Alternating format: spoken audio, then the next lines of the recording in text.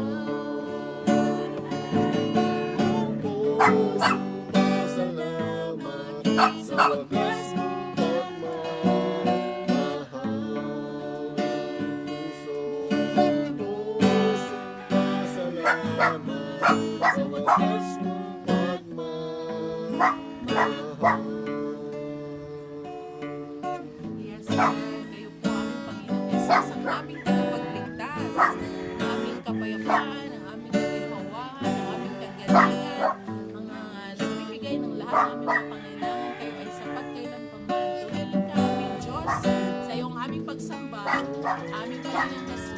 Amen at amen.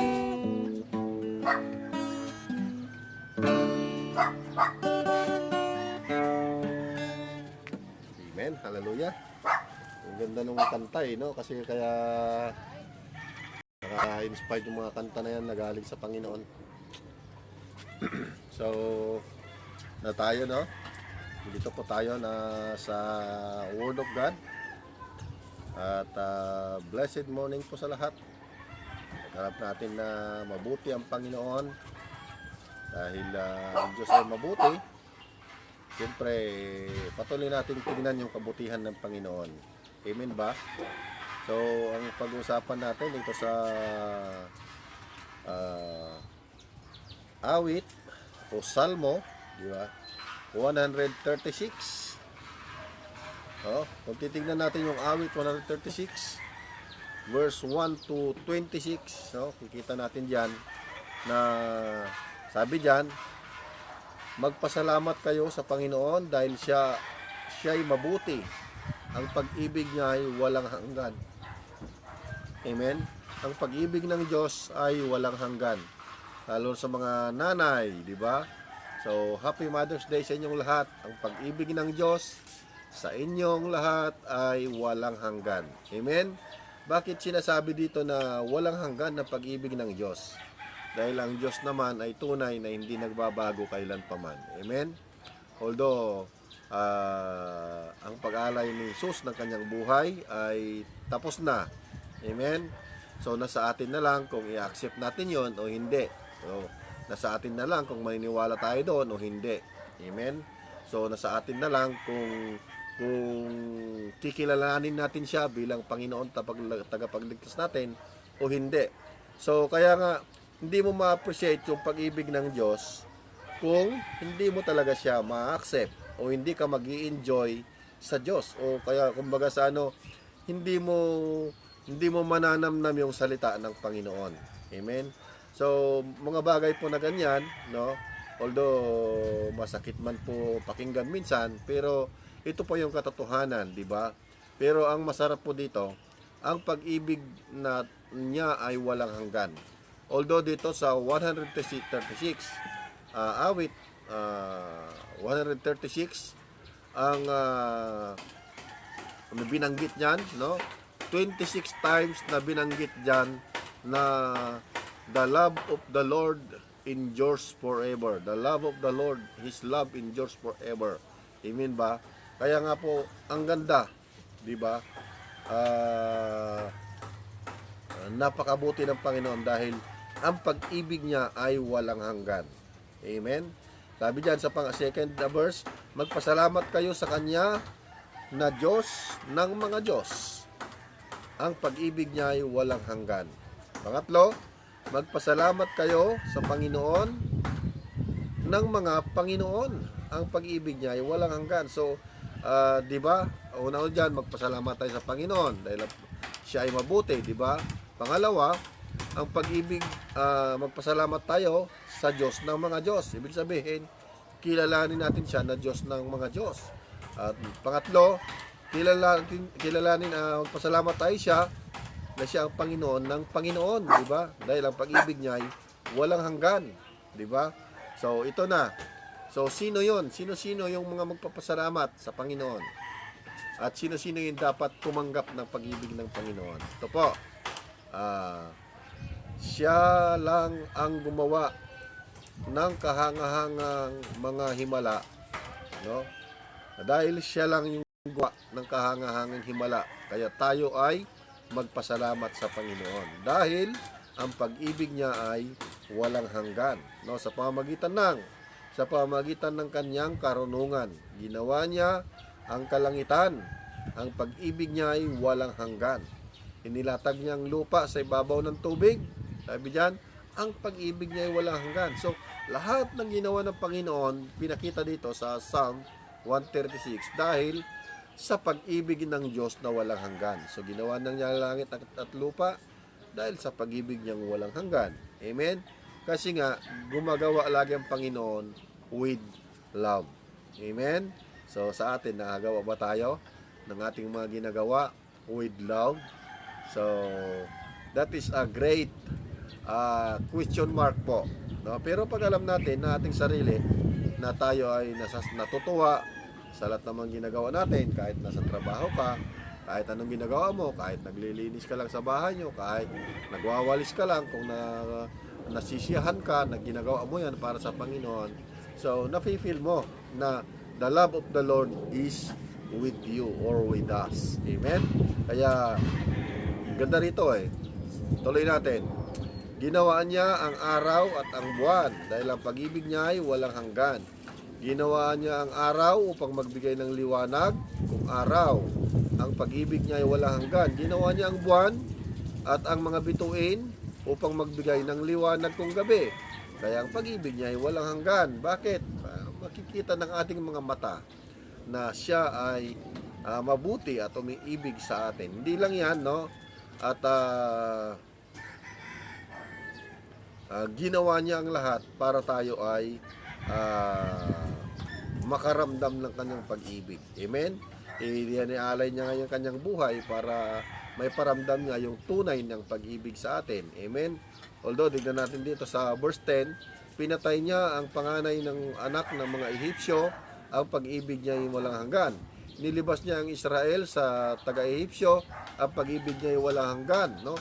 Inilabas niya sa pamamagitan ng kanyang kapangyarihan, ang pag-ibig niya ay walang hanggan. No? Tingnan natin dito, hinawi niya ang dagat na pula, ang pag-ibig niya ay walang hanggan. Pinatawid niya sila sa gitna nito, no? At nilulod niya ang mga paraon, pati ang kanyang mga kawal, ang pag-ibig niya ay walang hanggan. Pinatnubayan niya ang kanyang mga mamamayan sa ilang, ang pag-ibig niya ay walang hanggan. Nilipol niya ang kapangyarihan ng ang makapangyarihang hari, ang pag-ibig niya ay walang hanggan. So pinakita dito, bakit ipinakita dito na ang pag-ibig ng Diyos ay walang hanggan. Amen? Kasi nga, tinatanggal ni Lord lahat ng mga bigatin natin sa buhay upang mapakita sa atin, upang may paranas sa atin ng pag-ibig niya ay walang hanggan. Amen?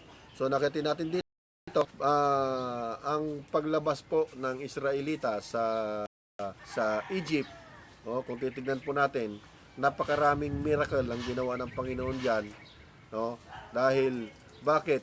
Dahil gusto ni Lord makalaya ang mga Israelita doon sa pagkaalipin nila doon sa Ehipto.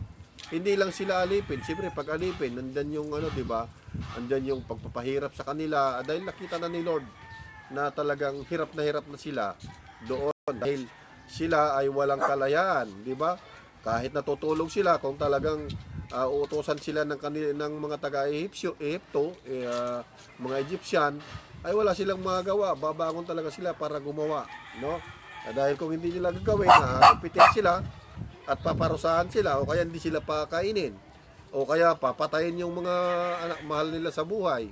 So ganun po ang sitwasyon nila. Kaya nga pinakita ni Lord yung kanyang pag-ibig dahil ayaw ni Lord na naghihirap yung Israel. Kung ngayon po, ayaw ni Lord na ang tao ay naghihirap. Kaya ipinaparamdam niya yung kanyang pag-ibig na walang hanggan. Amen? So, yun pa rin yung protection niya sa atin. Amen? So, yan. Sa verse 21 tayo, ibinigay niya ang kanyang lupain sa kanyang mga mamamayan bilang pamana. Ang pag-ibig niya ay walang hanggan. So, kung ang Israelite po, natin yung niya, no? Yung kumbaga sa kahalintulad niyan sa Old Testament at saka sa New Testament. Amen. So dito ibinigay niya ang kanilang lupain at kanyang pamana bilang pamana dahil ang pag-ibig niya ay walang hanggan. Amen. So sa atin naman po, yung kaligtasan sa atin ay common na ibinigay ng ating Panginoon. Kumbaga sa ibinigay na sa atin, libre na. Ito yung sinasabi sa ni Jesus nung bago siya malagutan ng hininga, yung sa 7 last word, it is finished. Kumbaga sa tapos na. Kumbaga sa nasa tao na yung kaligtasan, nasa tao na gustong tumanggap sa kanya bilang Panginoon tagapagligtas, no? Ay nandyan na sa kanila. Kaya yun po ang common nito dahil pinamana na sa kanila ang alagaan na nila yon dapat, di ba? Kaso lang Israelita, kung ituloy-tuloy natin basahin yung Bible from Exodus hanggang sa First King hanggang sa Malakay, ay nakita natin diyan na ang Diyos din ay nagtatampo sa mga Israelita kung gumagawa sila ng kasalanan, o kaya pag sa mga ibang Israelita ay sumasamba sa Diyos. Kaya ganun po ang Diyos. Pinapakita niya yung pag-ibig niya. Pinapakita niya rin kung gaano siya, kung pinapakita niya kung nasasaktan siya. Amen? Ito yung sinasabi sa mga propeta, di ba? Kita niyo si propeta Ezekiel, di ba? At saka si propeta Jeremiah. So si propeta Jeremiah, sila yung sinusugo sa mga hari nung time nila, di ba?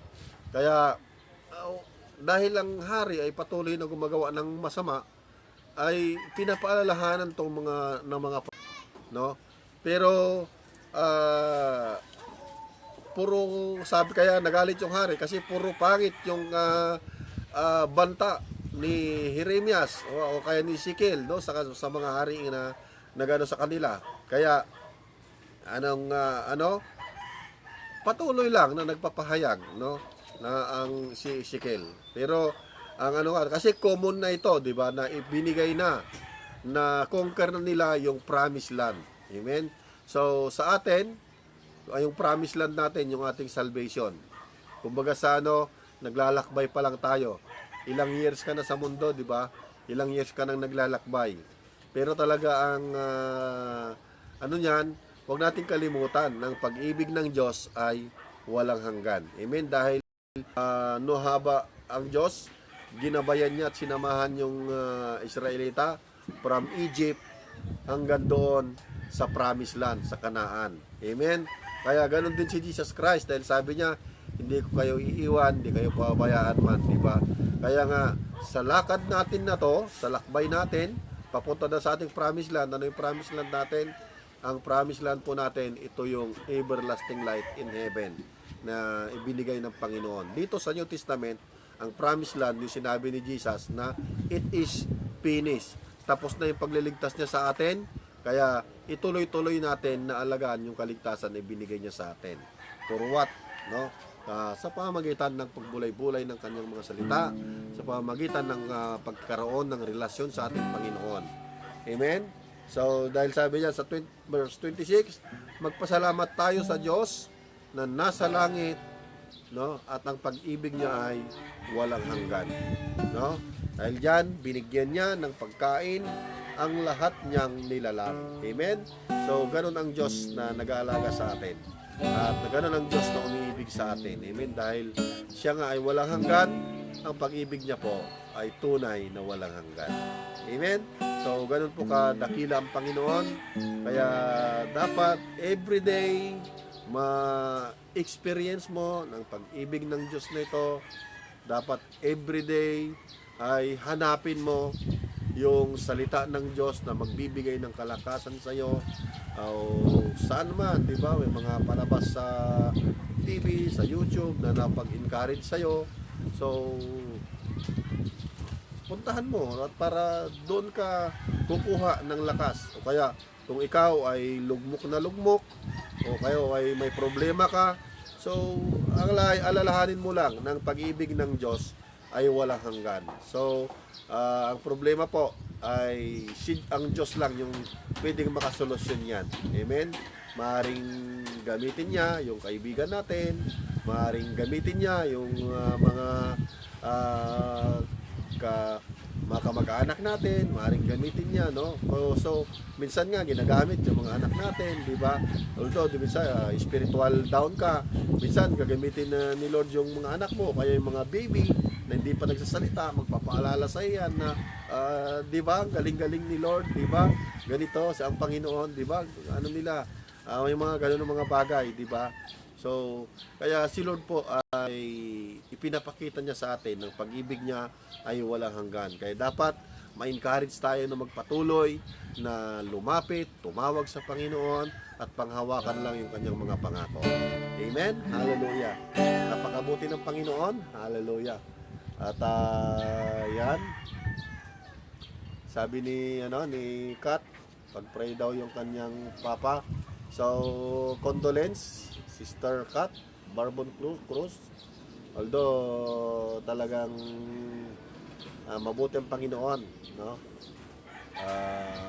Nasa mabuting na yung kanyang Alam naman natin na ang tatay ni Kat ay tumanggap na sa Panginoon, nasa ospital ay nakilala niya ang Panginoon. Amen. Kaya yun po. Hallelujah. Dalangin po tayo. Kung may problema ka, kung mayroon kang sakit, narito ang Diyos, no? Huwag mong isipin yung katabi mo dyan. Ang isipin mo yung ang Panginoon na nakatingin sa iyo, no? Ang isipin natin ay ang Diyos na nakatingin sa kalalagayan mo ngayon. At sabi ng Diyos, ito anak, mahal kita. Ang pag-ibig ko ay walang hanggan sa iyo. Kaya pinaramdam ko sa iyo, pinakita ko sa iyo ang salita dahil mahal na mahal kita, no? Kaya pag di natin may focus ang puso't isipan natin sa Panginoon, no? Ay tunay na hindi natin siya maramdaman. Pero pagka ipinokus natin ating puso at isipan sa Panginoon, tiyak na siya ay makilos, siya ay magpaparamdam ng kanyang pag-ibig sa atin. Amen? Kaya yan, kasamahan mo ako sa panalangin at hayaan mo ng Diyos, ano man yung nararanasan mo ngayon, ano man yung problema mo ngayon, sabihin mo sa Kanya, no? At lumapit ka sa Panginoon dahil siya ay laging nag-aantay sa bawat panalangin natin. Siya ay laging nag-aantay sa bawat pagdulog natin sa Kanya. Hallelujah.